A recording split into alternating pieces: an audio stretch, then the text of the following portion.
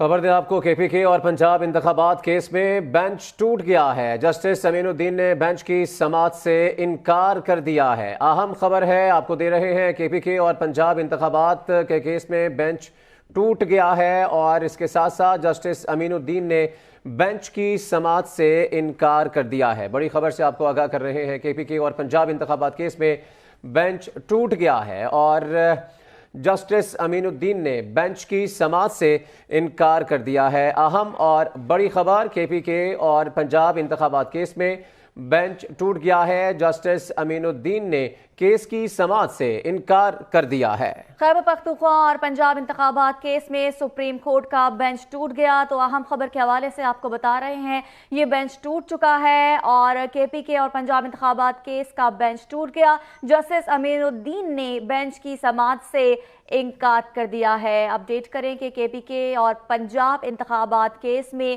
bench